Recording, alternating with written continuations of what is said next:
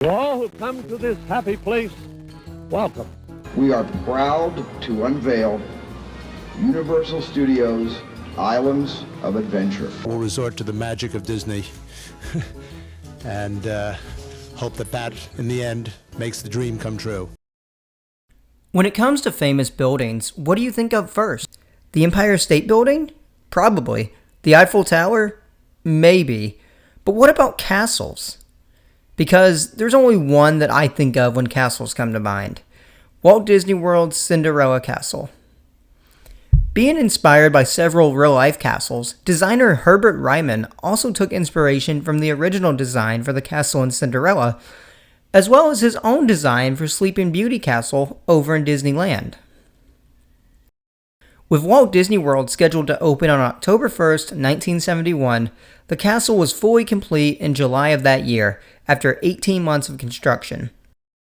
The castle measures 189 feet tall, which is 100 feet taller than Sleeping Beauty Castle in Disneyland. Due to a trick known as forced perspective, the castle appears larger than it actually is. But enough about the castle itself. Let's talk makeovers. Yes, over the years, the castle has been known to be dressed up from time to time for special events.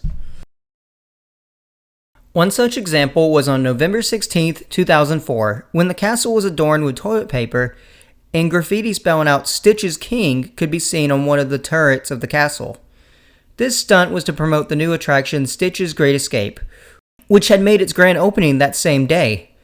The castle was made to look as if Stitch had vandalized it, and the makeover itself hasn't said too well of Disney fans over the years.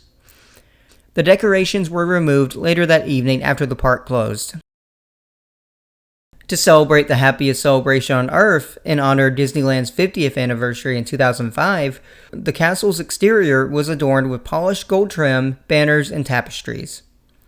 Golden statues of various animated Disney characters were also added to the exterior, including Peter Pan, Tinkerbell, and Wendy circling the tallest spire.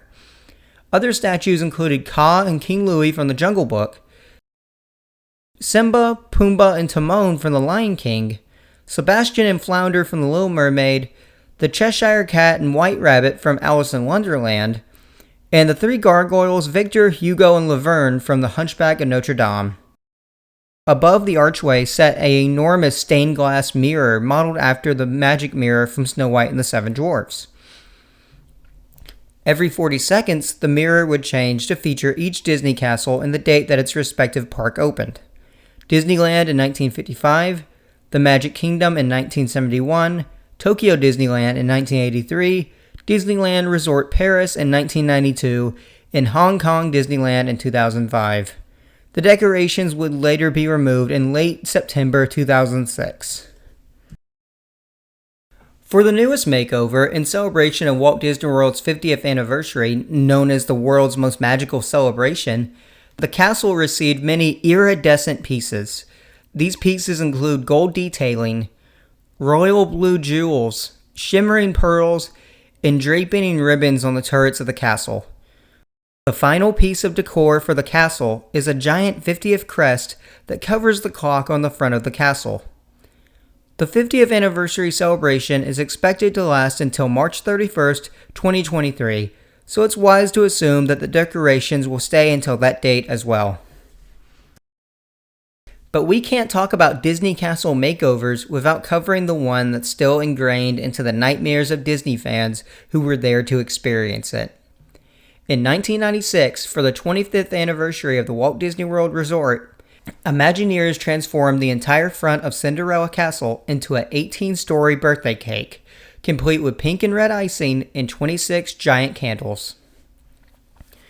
This massive birthday cake castle was the centerpiece for the 15-month celebration. Upon entering the park, just past the turnstiles, guests would be greeted by 25 large candles, and once inside the park, looking down Main Street, they'd be able to see the castle they once knew, now in the shape of a giant cake.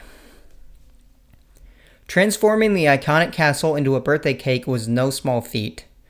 More than 400 gallons of pink paint was used to cover the castle, which was then decorated with sprinkles, 26 of the aforementioned giant candles, which varied from 20 to 40 feet tall, 16 2-foot-long candy stars, 16 5-foot gummy bears, 12 5-foot gumdrops, 4 6-foot stacks of lifesavers, 30 3-foot lollipops, and 50 2-foot gumdrops.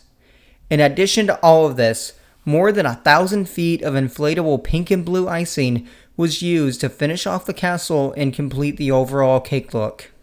The castle would remain as this ungodly giant cake until January 31st, 1998, when the castle would be freed from the shackles of cakedom. Yes, guests had to look at this thing for a year and a half. Imagine spending months upon months to plan the perfect trip to Disney World so that your kid can see Cinderella in her castle, but instead they get cake in the face. If my first trip to Disney had been during this celebration, I probably would have been a little disappointed.